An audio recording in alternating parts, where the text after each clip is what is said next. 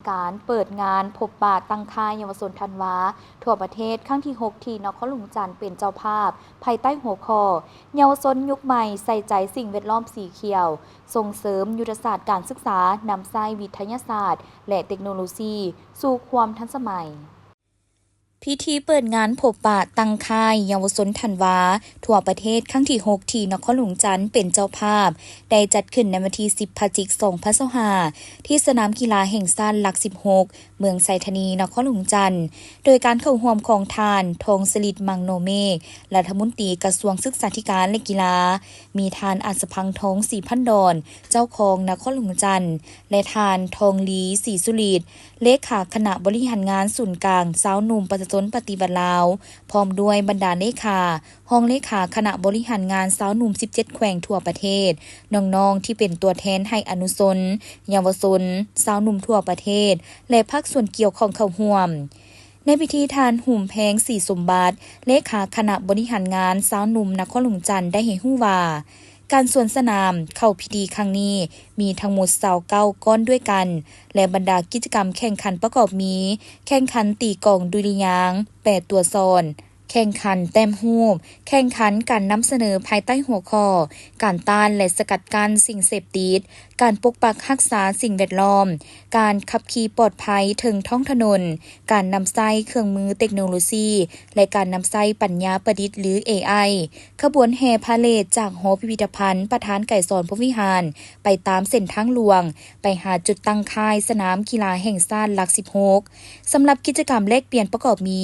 กิจกรรมซ่องหาเพื่อนแท้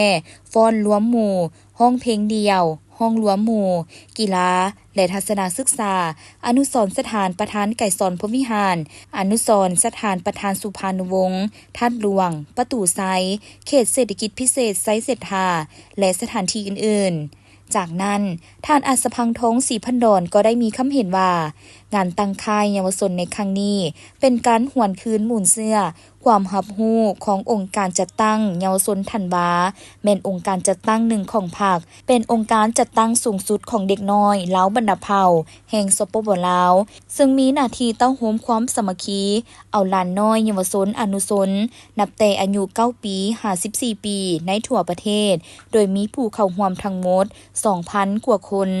งานตั้งค่ายของพวกเฮาแม่นเพื่อฝึกฝนหล่อหลอมสมาชิกเยาวชนให้กลายเป็นกำลังที่เข้มแข็งของประเทศชาติกลายเป็นกำลังผู้สืบทอดเสริมขยายมูลเสื้ออันดีงามของบรรพบุรุษเพื่อประกอบส่วนสติปัญญา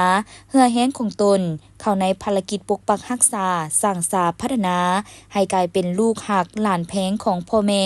เป็นนักเรียนดีของครูอาจารย์เป็นสาวหนุ่มที่ดีในอนาคตกลายเป็นผู้สืบทอดที่ดีของภาครัฐเป็นพลเมืองดีของประเทศชาตินำพาประเทศชาติก้าวขึ้นสู่สังคมนิยมตามอุดมการณ์ของพรรคที่กำหนดไว้พร้อมนี้ยังจะได้แลกเปลี่ยนบทเรียนซึ่งกันและกันทางด้านกิจกรรมต่างๆบ่ว่าจะเป็นกิจกรรมแลกเปลี่ยนและกิจกรรมแข่งขันเพื่อในใส่การศึกษาอบรมการเมืองแนวเขตให้สมาชิกเยาวชน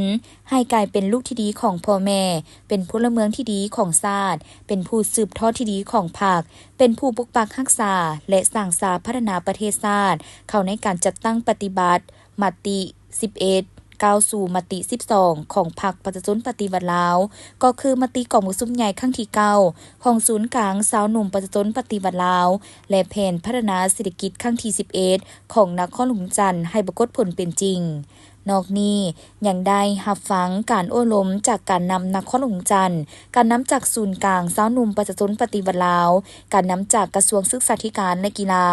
พร้อมนี้ยังจะได้พบปะและรับฟังการโอ้ล้มจากทานทองลุ้นศรีสุฤทธิ์เลขาธิการใหญ่ประธานประเทศตื่มอีก